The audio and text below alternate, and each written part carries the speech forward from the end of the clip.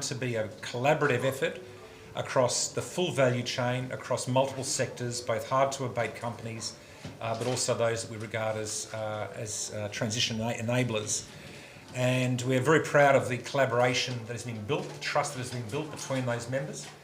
And this is an outcome of that trust and that collaboration. Just yesterday, 3 new reports have been released by the Climate Leaders Coalition, and there'll be a particular focus on one of those today. That is the Credible Guide to Net Zero Targets. This is all about creating credible transition plans. Secondly, the Net Starter digital scoping tool and CEO Starter for embedding nature in corporate strategy. Nature and biodiversity is obviously becoming a far more important and critical topic for businesses. And thirdly, an update on our Scope 3 work. And this is all about turning leadership into practical, pragmatic outcomes and actions for companies across the full value chain and building that trust between CEOs to effect this change. So the group are very proud of the work that is being done and that continues by the Climate Leaders Coalition. We've got a great group today on the panel, and I'm very happy to start this by introducing Edgar Bastow, who's the COO of BHP. It's a pre-recorded video, and then after Edgar, I'll hand across to John O'Brien. So, over to the video. Hi, I'm Edgar Bastow, Chief Operating Officer of BHP. Throughout 2023, Climate Leaders Coalition members continue to work together with the aim to help accelerate Australia's transition to a net zero economy. Working alongside my 50 fellow members from major organizations and industries across the country, we put a specific focus on the topic of a credible transition to net zero, to learn and share what is required on the journey to get there. That work includes understanding the important role that climate transition action plans, or CTAPs, play in communicating a successful and credible transition, capturing the opportunity.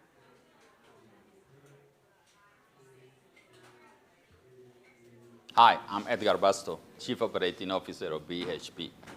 Throughout 2023, Climate Leaders Coalition members continue to work together with the aim to help accelerate Australia's transition to a net zero economy. Working alongside my 50 fellow members from major organizations and industries across the country, we put a specific focus on the topic of a credible transition to net zero, to learn and share what is required on the journey to get there.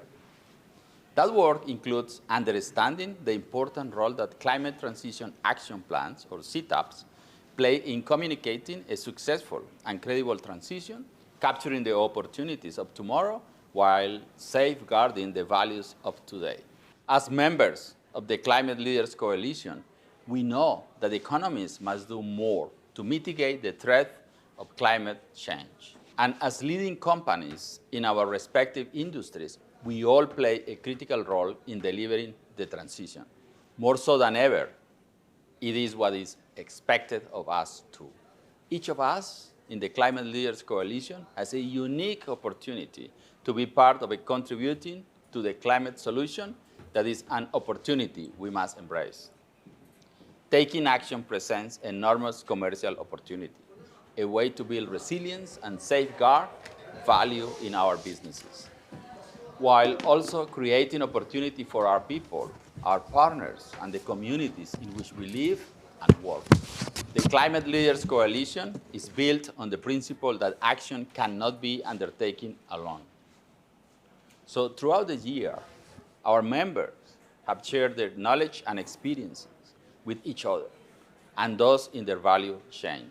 We have learned from others too, so we can share this collective knowledge across the local and global ecosystem. Now more than ever, we must solve problems together to achieve a credible outcome.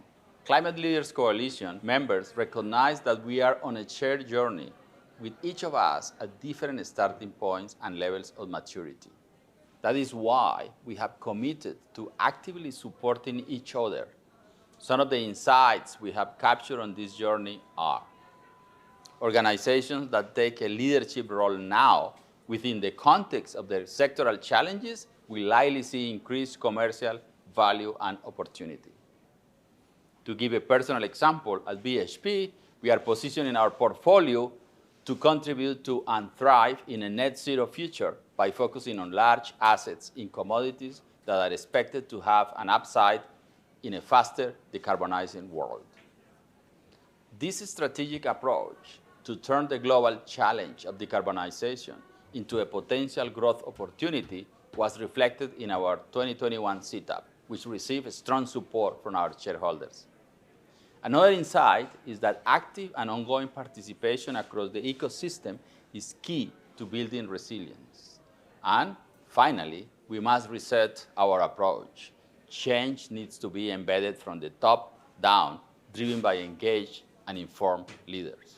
So how can CEOs get started today? There are 3 key actions. 1, act now to be ahead of opportunities and manage threats.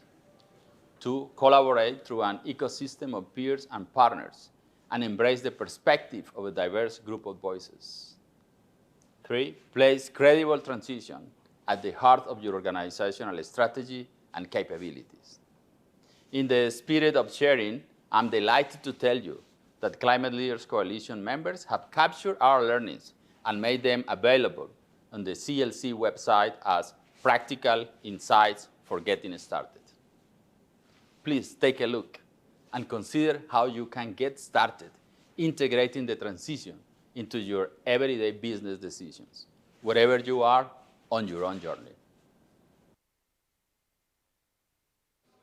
Excellent. Thank you, Keith. Great welcome and wonderful to be here from COP28. It's this morning at COP. It is the President's morning, so clearly there's lots of presidents and CEOs, and it's chaos here. So our audience members are on their way, somewhere locked. We've all run around about 5 kilometers to get here, so we're all looking a little warm. But we're here, and it's great. So and thank you for joining online. It is a really special day. So I've got a great panel. Just briefly before we go to the panel, there's just the project on transition plans. It was a year-long project. We had engaged, 15 of the 50 members were really very engaged, and we've come up with 21 questions where you should start. It's a CEO's guide for CEOs. What questions should you be asking yourself and your executive? We had a whole lot of training sessions with all of the members. There's some great case studies in there. And one of the things that I liked most, and we will talk a bit about on the panel, is we really tested diverse voices. Who do we not usually hear from? How do we help think harder about the business, where it's going to go and where the world's going to go? And so we brought in some really amazing diverse voices that challenge the thinking of the members and having been included. So, and we'll come back to those as we go. But I'd now like to introduce our panel, and you can see them briefly on the screen, but let's get them live on the two virtual panelists.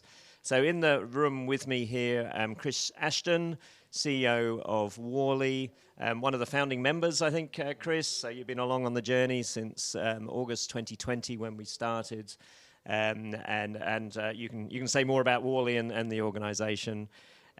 Also Emma from PwC.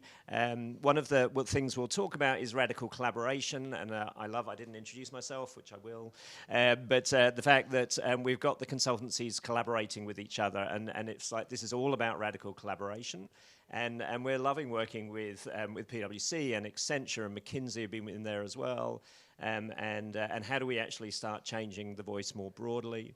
So welcome Emma.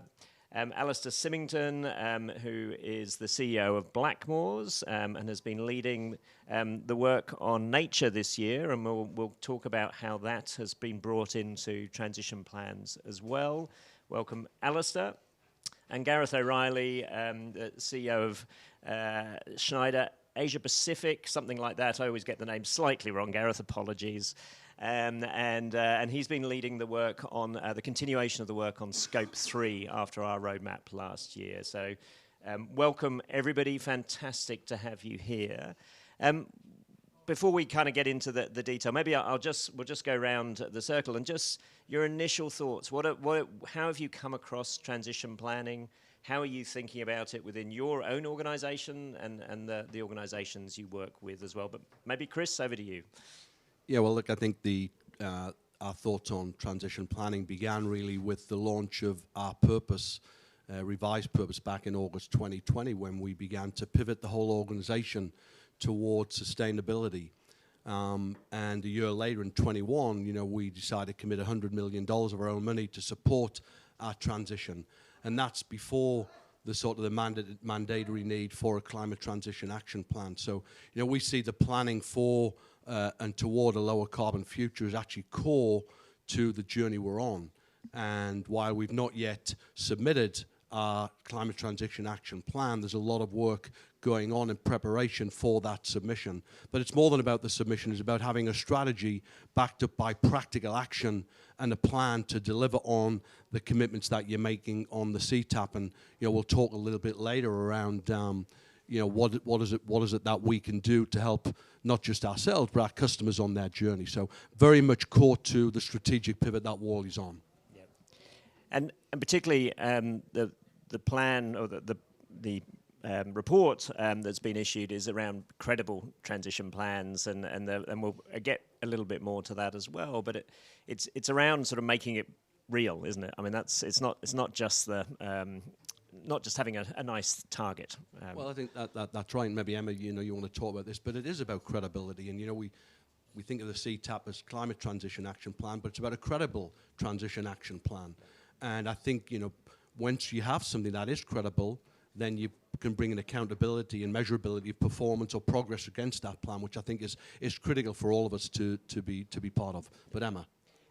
So Emma, and what I've just been told, I didn't introduce myself still. So John O'Brien from Deloitte, and I've been on the journey with Keith and others since 2020, early 2020 when we started talking about this.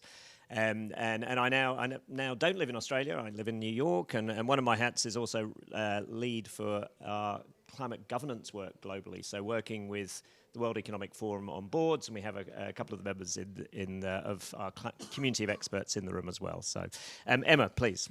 So firstly, thank you very much for having me on the panel, and it is a great collaboration, and I'm a firm believer in radical collaboration to solve this. For me, climate transition action plans are the natural consequence of having realized the scale of the problem, made a commitment, and decided something to do about it. We're here in Dubai at COP28. Many companies made commitments back in Glasgow at COP26, and that was their first experience, if you like, of coming on this big climate journey.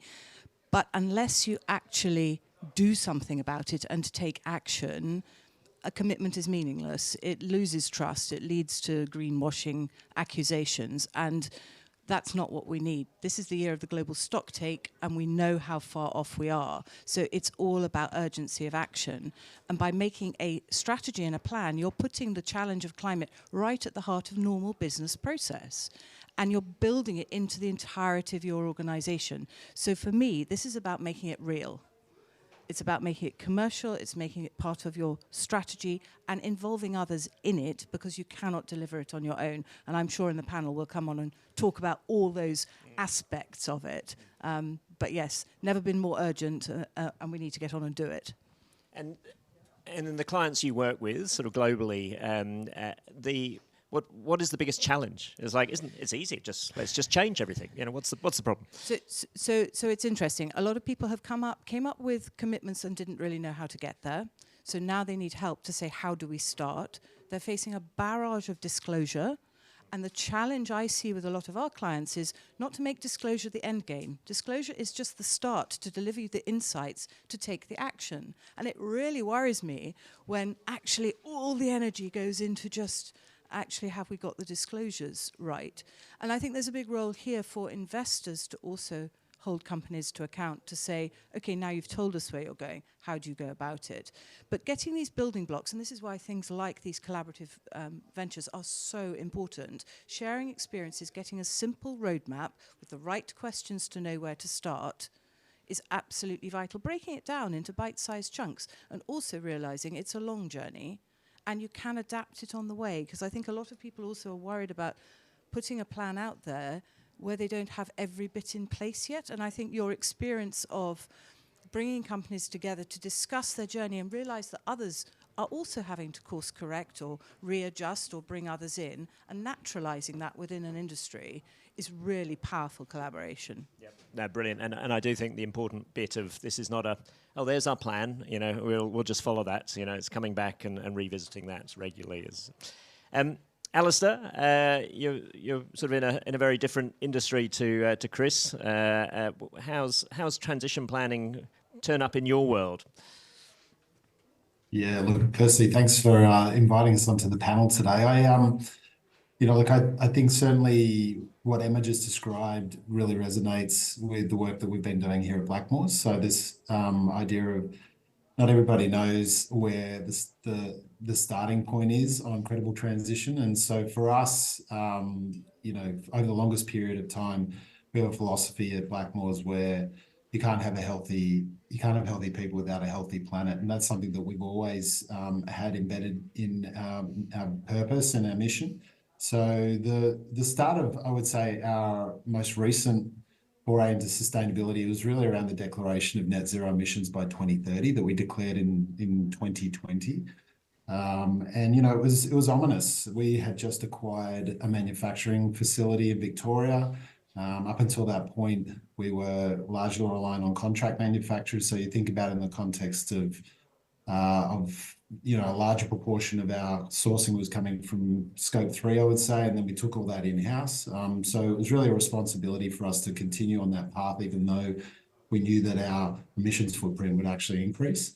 And so that was really allowed us, I guess, the impetus and the action to really put some of what we had started to consider into practice. And so since 2020, see that we then went through the pandemic. So, you're trying to establish the right baseline and the right measures around emissions targets, and it was quite challenging. We have 900 ingredients sourced from 36 countries, and so you can imagine, trying to put all that together during the 2 years of the pandemic meant that it was quite volatile and uncertain for us through that period. But look, we've emerged with on track for that target, and now with the help of the Climate Leaders Coalition and the collaboration that we've had across the CEO group, really an opportunity presents itself around bringing the three major pieces of work that we've all been focused on over the last couple of years, that around circularity, scope 3, and now nature-based solutions and valuing nature as the real enablers to deliver our credible transition plan. And so that's really, I guess, the nexus of where our journey is today at Blackmores. Excellent, thank you, Alistair, and over to you, Gareth. You work with lots of companies, obviously your own company, but you work with lots of clients as well. So talk us through your interactions. Yeah. No, thanks, John, and thank you for being here. Look, I think we started our journey a few years ago on our credible transition plan. We made commitments a few years ago. And that was backed up last year by our SBTi sign-off in terms of the credibility of that plan. And also by external recognition. We have been voted now a couple of times the most sustainable company in the world, which for an industrial company like ours is a big thing. Now, for us, that is also about making it credible, but also making sure that for our clients as well, it's not about progress or sustainability, it's about bridging both of those and the impact that we can have on that. And our purpose behind that has been driven for many years towards that, both in what we do with our clients, but also in what we do within our own operations. Now, the scale of this is pretty significant in terms of what it means for complex supply chains, what it means for customers, and what, of course, it means for us as members of the company in making that happen. But it's equally important what we do with our clients, and certainly it is very obvious to us that this is a top of the agenda for most companies that we work with in helping them reach their decarbonization journey or their credible transition journey. It's been touched upon in terms of what that means, and we just recently held our Capital Markets Day, where we made a very large commitment in terms of capital allocation to what we are going to do to meet that journey. And the shareholders responded very positively to that, not alone in terms of, in fact, accelerating some of the elements of our credible transition plan measured in various scorecards that we do to that, but also the amount of capital that we are going to allocate to making it real and making it credible. It's been a really great collaboration working with the Climate Leaders Coalition here in terms of listening of the various journeys, because as Edgar said in his video, everyone's journey, every organization is different, and every ecosystem in which we operate is different. But there's a few commonalities that have certainly come through in this in terms of the role of leadership in making that commitment and making it visible, the level of change that's required to make that happen, and the level of radical collaboration across traditional boundaries is certainly very vital in making it happen. And the leaders learning together about those challenges has been a really, really great exercise for the last couple of years, John. Excellent. Thank you, Gareth. And I'll come back to you in a second. But one of the, you mentioned Edgar there, and it has been, his leadership has been great on this particular project. And we've been working closely with him and Graham Winkleman as part of the BHP team working here on the project. I did like the way that Edgar and BHP have kind of reframed their purpose. You know, it's like they're, you know, someone might going, this is really hard for a big mining company. It's like, no, this is an opportunity. How do we turn this into an opportunity and build value? And just as we've had a few more sort of hot, flustered audience members arrive as over the last little while. Thank you for making your battling through the COP28 venue and have a glass of water. I am going to come to the audience for some questions in a little while. So if you've got anything other than where's the water, do please have a thought about that. Gareth, you've also been leading the Scope 3 work, so you were involved heavily for the roadmap back in 2022. So we launched that at Sharm at COP27. But we've been continuing the work this year and how that actually starts linking into transition plans. How do you see that interaction, and why is sort of Scope 3 one of the core things that companies need to think about in this transition journey? No, thanks, John. It really is a continuation of the great work that was done last year. Now, why is it important? I mean, the fact is, if we look at the sustainability and climate and carbon element of credible transition, you know, just to give you a data point, and I'm sure this is reflected across the world, within the CLC, something like between 65 to 98% in some cases of your carbon footprint is associated with Scope 3.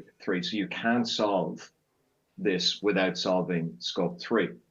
Now, if we reflect on the work that was done last year, you know, Keith mentioned that this is an action-oriented group, and we certainly took action last year. There's some great examples of proof of concept and companies working together along some pretty complex supply chains in food and beverage, in energy, in built environment, in aviation, that actually got and did some things that actually, even within the space of 1 year, had impact on reduction, but also visibility to further reduction of Scope 3 through collaboration on data sharing, optimization of supply chains, and material selection, just to name a few examples. So that was last year. This year was about scaling that, about making it even more credible, more impactful, and getting down into specific action plans that would then allow this to scale. So get those proof of concepts from those sectoral views into a much larger impact of what we could achieve together. It's been some great and fantastic work with the members of that. If I was to break it down into sort of three things that came as the next scaling factors of this, a lot of the beginning was the understanding of the framework and the governance and measurement of this. And for many of us, we're now approaching mandatory obligations for doing this. So that was certainly an awareness level that was needed to be done. I think it was touched on earlier, though, we shouldn't treat mandatory as the reason to do something. We should treat it as a prospectus for thriving in the future as well. A lot of focus, particularly in the concept of radical collaboration around data sharing. So the taxonomy of data and the data sharing that's required between all of us. And again, the fact that we're in this collaborative group together, a lot of vehicles for making that happen. But the last and the most vital part of this is the need for change and the radical sense of leadership that's required, not within your own traditional ecosystem, but the wider stakeholders that you have. And of course, we would all have as organizations stakeholders, both the shareholders, be they customers, and employees, and vendors. But this is next level in terms of the requirement for radical change, both within your own ecosystem and a wider ecosystem of change. So that readiness for change was a key learning and great example shared within the group this year on making that happen. And it's a challenge to the whole kind of company, and it is change at a level that's sort of and pace maybe that hasn't been seen before, on all fronts. So welcome more audience members. So it is challenging for leadership and to cope with all these things. How do you approach that in your own business, Gareth? Well, in our business, first of all, being the evangelist for that and saying this is something where we want to go. So create that vision or that visibility of what you want to be in the future, and creating this compelling narrative for all stakeholders, your shareholders, your employees, your customers, in terms of that vision, grounding it in the reality of a program of change through all elements of the organization, scorecarding it, so putting down the baseline of what you want to achieve and at what pace and what investment and capability is required, and bringing the right kind of skills and capabilities up front, because that future vision does not happen without small steps of change happening now. And a big part of that has been taking the leadership to make that happen now. And we certainly see that with clients we work with in terms of their preparedness to make change now for that future. And then learning along the way, because this is not a game of precision yet. This is a game of making steps for change, being accurately going in the right direction, but not necessarily precise in terms of the actions that will change. And learning and iterating through the process has certainly been a big factor in moving forward. Excellent. Thank you, Gareth. Maybe coming back into the room, Chris, this sort of change, again, within your own organisation, but how are your clients coping with it? You're there helping provide practical solutions, helping them maybe see the opportunity. And as you were saying, it's a great opportunity for your business to help more clients. But how are you seeing clients cope with this? I think it varies. We've got customers which range from one end of a spectrum. Yeah, they want to make a difference. They want to make a change. They want to, develop a climate, a lower carbon sort of strategy, to those who've got a very developed strategy. And from one spectrum, we can help them understand what a strategic plan could look like, and then take that into an action plan. And then the other extreme, it's really just working with them to help implement the plan. So we've got them across the full spectrum. I don't think in the customers that we work with there's any shortage of commitment. Yeah, it's where they are on that commitment, on the spectrum for taking that commitment and translating it into a practical action plan, or developing a strategy that they can stand behind. So it's really interesting, across the world. We're in 47 countries, and there's probably not one customer we work with that doesn't want to be part of the journey. The big debate is the challenge around the pace and scale of what needs to be done. And obviously a pace, and I think Edgar said a lot of it really, really well. You've got a BHP, but you've got many, many small companies as well who need to be part of, Gareth referred to the ecosystem. We have to take an ecosystem approach. And we're seeing, even with the small companies, a willingness to take a step forward. And the other thing is it doesn't need to be a big bang approach.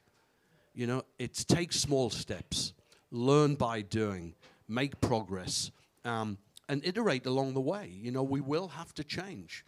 It isn't about getting perfection in either your strategy or your implementation plan, but it's embracing the fact that get started, understand, yes, the destination that you want to land at, but there's definitely going to be iteration along the way, and working with the customers or the ecosystem, and this, I'll use the phrase that's been used, a radically collaborative way, which means trust has to be found. And you know, trust isn't something that typically exists within the supply chain. And you've got, you know, PwC and Deloitte and Accenture all working together. You know, typically we're competitors, but we have to put that to one side if we're going to share the knowledge and take advantage of delivering something of the scale that we're facing into at the pace that is necessary. So, you know, we'll help our customers along the spectrum from one end to the other. And I do think, I mean, the collaboration side of things, one of the amazing bits of this journey over the last 3 years with the CLC has been getting, you know, the big miners in the same room and getting the banks in the room and the supermarkets in the room. And it is, you know, it's kind of, we don't talk to you, you know, it's like you're the competitor. How are you seeing that with, and the value that we've created, I think, has come because we've enabled that to be a conversation that is allowed. Are you seeing your clients talking to each other in sort of the industrial industries? Are they kind of like, I mean, there can be a bit of lip service in this as well, can't they? So it's interesting, on the way here this morning, I was talking to Sue Brown, who's our global head of sustainability, and I was talking about a particular customer who was on the Climate Leaders Coalition. When you're on the Climate Leaders Coalition, you're meeting as a group of peers. Yeah. You're not meeting in the classic structure within the supply chain. That begins to open up the door to a trust-based relationship. Now, this individual met a number of times. In fact, Worley was on we had one of the streams of work that the Climate Leaders Coalition set out to do, and so we worked together on that stream of work. Now, we were at the AFR conference in Sydney earlier this year and had a meeting with them. And the dynamic in that meeting is very different because you're starting from a place of trust. Yeah, and I think, you know, that is what we need to build on and build a foundation of trust. And, you know, so we are seeing the dynamic shift.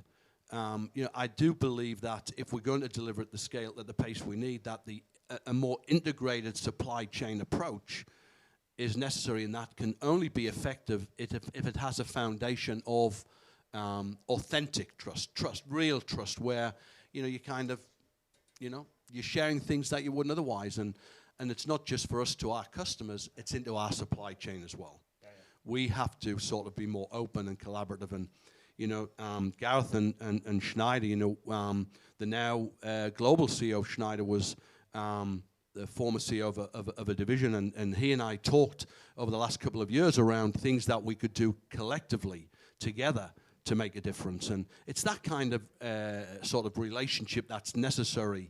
And again, to use the word, it's that radical collaborative collaboration, which is going to be necessary for us to build. Yeah, and the supply chain collaboration is fascinating. We did a project earlier this year, late last year, around how do we train up procurement professionals for a global company to talk to the people who are supplying, because procurement professionals just get a good price. You know, here's the spec, get a good price. It's like collaborating with them. You know, we don't even talk to them. You know, we just hammer them. Well, I think it's a good point. You know, we have typically viewed everything from the perspective of cost in the supply chain, and you know, we now need to look at it from the perspective of value. And when you begin to look at things through the lens of value and not just cost, then you start to shift the mindset within which, or from which, and your perspective from which you view that relationship. And I think it actually opens the eyes and opens up a much broader spectrum of possibility for working together differently. Yeah. Emma, you work with lots of sectors, lots of clients. How do you talk about the business case for collaboration? It's like, you know, don't you just want to, you know, we want more of the same pie? How do you change people's views? So I think I'd echo an enormous amount of what Chris has just said, because this is about a whole system transformation, and I think that's the piece that I wanted to bring together. I think we've seen. Oh, I hope we haven't lost our anyway, we'll carry on. So hoping that we've still got connection to everybody on the virtual audience, we were talking about this is a systems transformation, and a systems transformation, every bit of it's got to be an oiled machine that all works together and talks together and fits together. It does different purposes, but it understands what everybody else does. And I think I'd bring out a couple of things here. We've done deep dives on climate. We've now looked at value chains. Maybe we call them value chains, not supply chains anymore. And we've looked at nature. The unifying thing that brings this all together is people. So people are at the heart of making change happen, and people are the people who are impacted, and they are the people who depend upon it. So I think this radical collaboration and how we get the system to work together. Are we all right? And how we work together relies on putting people at the heart of the change. And that's different conversations. And it's not just conversations external to your organization, it's also just as important to have conversations internal to your organization, because you work on governance. How this flows down through an organization is then what gets done. People do what they're motivated and rewarded for, and it's even better when it's then also what they believe. So working through that system, and I think some of the things that the climate leaders have done last year in bringing different groups of people together have been really powerful, and that's both with the supply chain, but also asking, the CFO and the procurement officer and other members to all sit together and actually catalyze their ideas, work out where the blockers are in the system, and then think about that actual societal impact of your products as part of your overall transition plan, and tell that story in a different way. We hear a lot about the world for our children and our grandchildren. I don't want it to be a world where that's way, way in the future. We need to bring that dialogue into today. So the urgency of action through this collaboration, by making it practical and trusted, is what I see actually the Climate Leaders Coalition has really made strides on. Excellent, thank you, Emma. And we did lose live stream there for a bit, but we're back on live stream. Is that yep? Okay, cool. My watch was telling me someone was going, "We can't see you anymore." So, and Emma, seamless. You didn't even notice any of that happening. Well done. So thank you. Back to you, Alistair. So you've been leading the work on nature. So TNFD, Task Force for Nature-Related Financial Disclosures, came out this year, and we had some amazing briefings through the year on that. Could you just talk a little bit about the tool that's been developed and what the purpose of that, and also how does that start fitting into transition plans? Because one of the things talking with clients quite often, it's like, oh, what? We've just worked out what emissions are. Now you got to tell me I've got to know. It's just you consultants trying to get work, isn't it? It's like talk us through how it all starts linking together, because that's actually the critical point, because you can't achieve one without the other. So talk us through that, Alistair. Yeah, that's right, John. I mean, it's ironic, isn't it, that when we talk about nature, it becomes part of the problem. I think certainly for us, as we've entered into this work stream at Climate Leaders, and the real challenge here is how do we put nature first as one of the real solutions as we think about decarbonisation and progress on a credible transition plan. So, you can't, the reality is you can't get to net zero without nature-based solutions. And just like any of the other big topics around credible transition plan, the starting point is always very ambiguous and difficult to navigate. And so this is no different. And we kicked this project off in April of this year. We had some of the world's big scientists join us. We had World Economic Forum join us as well, providing updates on some of the very real and scary statistics around the issues related to nature-related problems that exist within our planet. But if we have a look at I'll give you one number. There's about 11 billion tons of carbon that can be abated through nature-based solutions. And so I think it's not a matter of if nature can be used as one of the tools in terms of bringing together a whole business approach. It's a matter of what those specific examples should be. And so for us, there's two parts in the work as we think about nature as part of the credible transition plan. The first is, and I'll come on to the tool in a minute, but the first is really around this idea of the fact that every business has a dependency on nature. So 55% of global GDP is linked moderately to the dependency on nature for most companies. And so that's the reason why Task Force for Nature-Related Financial Disclosures now is in place. And we expect that the uptake on these disclosures will happen at a much, much faster rate than what we saw for TCFD. So took about 15 years for TCFDs to really land and for investors and the community to really get their head around climate-related risk.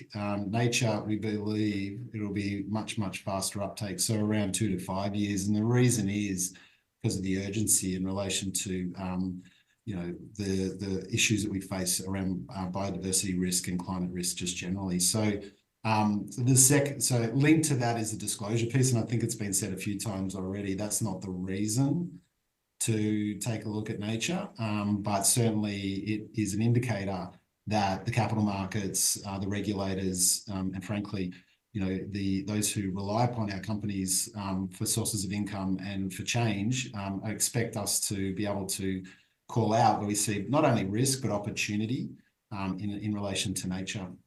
The second point is coming back onto this idea of the tools that we've been developing. It's really around the solutions. So, as I said, there's a large proportion of the solution that can be linked to nature-based. So the starting point for us in the tools that have been developed, which is the Nature Start tools, is there is a LEAP process that is linked to TNFD. And so, like most CEOs, and I've heard it again from Chris and Gareth and Emma, just really small steps. And how do we get started on really understanding the scale and opportunity that we might see in relation to nature-based solutions? So the Nat Start, which is the tool that the team have put together, is really a holistic assessment across the value chain on where we see nature playing a role, either as the technology is moving around a lot here, so I'm assuming I'm still on, but I'm going to keep going. Is really around making sure that we get that assessment right as a starting point, and that really needs to be led from the top. So rather than just see it as another item on the long list that CEOs need to tackle, it's really saying, well, how do we identify the opportunities we see within our value chain that will help us to deliver on our credible transition plan? And so it's really bringing this idea of circularity, scope 3 and nature-based solutions together in a whole business approach. And, if you think about, I'll use an example, if you think about water wastage, I mean, that is one area that we're all, thinking through in terms of our credible transition plan and water usage. There's an element here around scope 3. There's an element here around circularity, and certainly, obviously, there's a nature-based element to that as well. So it's really having that at the front of mind when you're thinking about the solutions that are needed to deliver on your decarbonisation plan. So the last thing I would say on that point is, it needs to be led by the CEOs. There was, Gareth being a self-proclaimed evangelist, I can really relate all of the priorities that we have as CEOs. It really needs to have a champion, and that has to be the CEO. And that, what we're trying to do at CLC is develop really practical sort of fact-based tools that will allow the CEOs to then build that into their long-term strategic plan. Because again, there's risk attached to this, but there's also a huge opportunity. And Edgar mentioned that in his video. But if we get ahead of this, I think there's real opportunity for industry. Excellent. Thank you, Alistair. Now, are there any questions in the room? Would anyone like to? Jenny, if there's a microphone coming, fantastic. Just down the front here. And also just where you're from and who you are. Hi, my name is Jenny Wassenaar. I'm from the Netherlands and work for a packaging company. I've got a question about the whole system that we're working on here. I really like the customer, suppliers and stakeholders perspective that we discussed. Also the people point that you addressed, Emma, very important as well. But on the planet side, if I look at Australia, I understood that there's still a trajectory of a 5°C increase in temperature if we're going the way we're going at the moment. Look, the Netherlands, where I'm coming from, is 5 meters below sea level. So for me, it's very important that we're making a change. But I was wondering, to what extent does this fantastic coalition that you're running here already has an effect on, or is going to have an effect on reducing the temperature increase in the coming years? So how can we make this measurable? Chris? Well, We seem to have lost our videos, so... I live in Houston. Yeah, well, yeah, indeed. But look, I think the Australian government has a target to reduce CO2 emissions by 43% below, I think, 2005 levels by 2030. Yep. And it's, you know, and I'm not going to get into government policies, but there's actually a lot of action occurring now that maybe isn't as visible.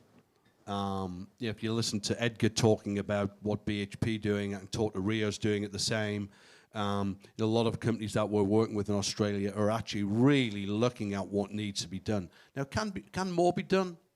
Always more can be done. But I think that there is traction. Whether that 5 degree can be shifted down. Probably got Sue in the audience who heads up our sustainability group. Maybe Sue, you can comment on this, from our perspective. But I do see a lot of action going on within Australia, within the business, to try and address the very issue. And say the government's got a 43% target reduction by 2030. But Sue. I think the question was, what can the CLC do? I think it's beyond the CLC in Australia to bring that temperature down. But yeah, I think I truly believe that the energy transition can only move at the speed of trust. And so this conversation about trust and collaboration and radical collaboration, which I think has been a really strong theme here this morning, is absolutely essential. And so I think the CLC is playing a really important part to enable that. And it's a model that we really should be implementing in other parts of the world, John, now that you're based in the US. So, and I do think, I mean, one of the things the CLC is doing is really sort of demonstrating what good can be. So, the guides, the reason we're sort of publishing guides and not just looking after the members and getting them to sort of, kind of do stuff internally, is more around how do we then help every other CEO going, well, here's 50 CEOs, this is the journey they've been on, these are the questions they've asked, here are the questions you can now ask in your own business. And that's, I think, kind of how you kind of, you can't just set the task force and go, there's the answer. It has to evolve. Emma, you're going to... I think there's also a dialogue as part of this radical collaboration between yourself, your regulators, your stakeholders of the industries in which you are part. I mean, this is the war to take action on climate cannot be done in isolation. It's one of the few areas I've ever seen in a long history of working in business where industries are asking for that certainty of regulation. They are asking to know how they can then invest with confidence and how they can level the playing field. So by actually collaborating together, as the Climate Leaders Coalition is doing, to come up with ways that work and then engaging in that active dialogue about what are the rules that are needed, then that helps to shift governments to know that actually they've got push and pull happening. So I think it's a start. It's not enough. It's not going to solve everything. But dialogues, even like here in COP28, this is trying to be the most inclusive COP, to give business much more of a voice within the negotiations process about what is actually needed. And step by step, we start to get the action. It doesn't solve it in every country and everywhere. But we have to be on a journey and with more speed and urgency. Can I maybe comment on that? And you said something there, Emma, around this is the most inclusive COP. And I think COP26 was a missed opportunity because it wasn't the most inclusive COP. And I think if we're going to get that authentic commitment to the outcome, to get that momentum built, you have to have all stakeholders in the journey, in the conversation. And if we want to influence the outcome that people can believe is credible, they can, move forward, knowing that we're all aligned against towards something that is credible. That engenders a level of trust that otherwise wouldn't, because I think COP26 clearly had some challenges around trust, whether people should or shouldn't be there. And I think this being the most inclusive COP is a massive step forward to getting people to work together toward an outcome that they authentically believe is possible. It's credible. It comes down to what we talked about earlier, a credible outcome, a credible commitment to a credible plan that we can deliver credibly. Excellent. A lot of credibles in that, and I think, which is really important. So thank you. Incredible. Okay, we're just about out of time. Just for the CEOs, the ones who've been on this journey with us for a good few years now, what personally is the one thing you've done differently because of your interactions with the CLC? And this wasn't a scripted question, so you're gonna have to think. Sorry, but is that where's this taken you? Oh, there it goes. We've still got the live feed. Okay. We'll start with Al. What have you done differently because of your interactions? And just sort of framing that, I was on the screen from here watching the CEOs all got together, for those who are in Australia, on Wednesday of this week. And you were sitting in a round circle talking about leadership, and it was a therapy session for CEOs, as far as I could tell, which is much needed, because this transition needs so much kind of sharing and trust. What have you done personally that's been different because of the CLC? Alistair, we'll start with you if you've got something. But feel free to others to jump in. Go, Chris. Yeah, look, it's interesting you say the session earlier this week was a therapy session for CEOs. Don't underestimate that. Yeah. I know you said it with a smile, but it's really important. You know, the role of a CEO is lonely anyway. Yeah, as CEOs know.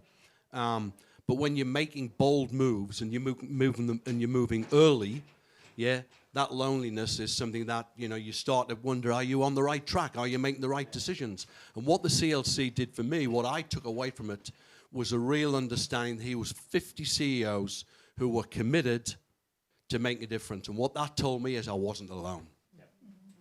And that was really important to me. So I took a lot away from it, that there was this journey. And while initially you may think, is it or is it not the right move? Is it or is it not the right time? What I took away from it was the right move and it was the right time. Okay, I think that's a great way to end the panel. Thank you, Chris. So Chris Ashton, from CEO of Worley, Emma Cox, one of the global leaders at PwC on climate. We may have lost our friends from Australia, Alistair Symington, CEO of Blackmores, and Gareth O'Reilly, Pacific Zone President. There was the title I couldn't remember, from Schneider Electric. So thank you very much to the panel, and I'm going to hand back to Keith to close out here from Dubai. Thanks, John. And just to check, are we still online? We are, great, okay. So thanks, John. And maybe just to highlight a few things. We've only got a few more minutes, but firstly to say, if we can get the last slide on, please. So these are the 3 reports that have been literally published in the last few days. There's a QR code there, so please use that to download the reports. As we said at the start, this is really about practical, pragmatic actions and tools. Yes, it's about inspiration. Yes, it's about building trust. But at the end of the day, what CEOs and companies need are the tools and the knowledge to do something about it in a pragmatic, practical way. And that's what these reports are really about. It's the Credible Transition Plan report. It's the report on nature, which was very well highlighted by Alistair, and the Scope 3 update. Just a couple of points I'd like to highlight just as a summary. Firstly, the point about collaboration, radical collaboration as we call it. Couldn't emphasise that more. We'll have Hella join us in a moment, but that was the reason, singular reason why we set up with Richard Branson and Jochen Zeitz, inspired to set up the B team 10 years ago. Was all about collaborating amongst people who would not normally collaborate. And that has then translated into then the B Team Australia, which we set up a number of years ago, with Lynette Main leading the charge, which then led to this fantastic collaboration with the Climate Leaders Coalition. You're building trust amongst competitors is really hard. Building trust amongst supply chain and value, the entire value chain, as you say, Emma. It's the supply chain, it's the customer chain. Building trust amongst that, across that. And also learnings from CEOs and collaborators across other industries is just as important as well. We need radical ideas and radical collaboration, and often that'll come outside our own space. And so when it comes to this sort of collaboration, that's what the Climate Leaders Coalition is about. Many of the companies are very hard to abate, in hard to abate sectors. Others are not. Others are actually transition enablers for others to reduce their emissions. So building that trust is critical. The therapy sessions are important. And again, I know Hella does that a lot with the B team globally, and something that we set up years ago, and I had the pleasure of also being in that role. The transition plans themselves, I'm now at Citi Group. I can tell you, credible transition plans will become more important for banks and investors without a doubt. So when we look at our financed emissions, the key thing we look at now is how credible is the transition plan to help form our judgment at the extent to which we will continue our lending, and in the case of investors, they're investing in companies. It's not overnight, but the key thing is to understand how credible is this plan. Is it ambitious? Are they committed? Is it practical? Is it doable? And are they doing it? Are they putting capex behind the plan, not just talking about it, but putting capital behind it? So the credibility is the key word here. A credible transition plan is absolutely key. Another key point that I think was made, it has to be very comprehensive. It's not just about pure this narrow view of just emissions. Yes, it has to be Scope 1, Scope 2 emissions. It has to be Scope 3 emissions. Unless we address the upstream and downstream emissions, typically 90% of most companies in many sectors' emissions, we will never get there. It has to address the just transition aspect, the people aspect, in all its different facets. It needs to ensure that it's about enabling others to transition, and of course, nature and circularity. We will not have a happy world if we try to address climate without also addressing nature and circularity. We haven't solved anything with just climate. It's all integrated, but we have to think about it in those pillars. So they're the elements we have to address in these plans. Okay, so I wish to thank the great panellists, Chris and Emma here in person, together with, I think we may have lost Gareth and Alistair, but thank you to them as well, and also to Edgar for the video. Also wish to thank the Climate Leaders Coalition organising group and the other CEOs have all been part of this, together with Beth Dow, who's the new Executive Director of the Climate Leaders Coalition. So thank you, Beth. Thank you all for being here today. You've struggled through the long route to get here, diverted by, how dare they, the world leaders. We've struggled with vacuum cleaners in the background. We've struggled with lights that have been repaired at last minute. We are the first session for We Mean Business, and it shows. But thank you all. It's been fantastic having this wonderful session. And lastly, I'd like to close by welcoming Hala on stage. If you'd like to say a few words, Hala, who's the global CEO of the B Team, who's a fantastic collaborator and inspiring individual. I think you've just been in Abu Dhabi, haven't you? I think Hala. So I'd be pleasure to allow you to say a few words and to close the session, Hala. Thank you, Keith. Well, let's give Keith a hand here. I know many of you, but not all. Can you hear me okay? Hope those of you online are maybe back. But first of all, congratulations. I think it's remarkable what you're doing. And the CLC is really delivering. And those 3 reports, they matter. And I can't tell you how it warms my heart to hear radical collaboration said so many times. Because at the B Team, we believe there is a new leadership playbook out there. And it's built on 3 pillars to us and has them something at the heart. The first pillar, radical collaboration. There is no way that we can deliver this transition without a full system approach. Second pillar, radical inclusion. We need those who are impacted at the table, those who see the problems can help us solve the problems, but we also need to include all the issues. It cannot be climate separate from nature, separate from justice, equity. It needs to be inclusive of all stakeholders and all issues. And then third, radical transparency, because we do live in a world of low trust. So we need to be much more open and disclosing on both the ambitions and where we're coming short, where we're making mistakes, where we're learning. This is like a radically new way to show up as a corporation where we've typically been sort of in the black boxes. And now we need to kind of act like everything needs to be out in the open. And that's how we build trust. Bless you. And then, at the heart of this, to us, and Emma, thank you for bringing that up as we typically do when we are somewhere together, radical humanity. At the end of the day, this is about people. And so we need to show up with humanity and for humanity. And that's the very purpose of the B Team. And I want to build on something you said, Chris, which I think is so powerful. The B Team in and of itself is a community of courage. 30 leaders who decided to come together in a community. So is the CLC. We need communities of courage because courage is a team sport. It's not an individual sport. But people lose their jobs when they go by themselves. out on a limb. And I sometimes think I'm not going to start feeling sorry for CEOs because my role is to challenge all of them to rise to greater courage. But the fact of the matter is we have maybe between 4 and 5 leaders out of the 30 on the B team who have acted bravely, who have either almost lost their jobs or lost their jobs because the boardroom doesn't always reward, or the capital markets they respond to, reward courageous leadership. And neither do the layers of executives within large organizations because they've gone to business schools where we're not taught the new leadership playbook. I'm sorry, we're not fit for purpose from that standpoint. So just want to say congratulations on doing this. Thank you for your brave leadership. We need to be willing to even lose our jobs to do the right thing now, and that's why we're all here, I believe. So thank you for being the first catalyst for Australia and doing such an amazing job. Congratulations.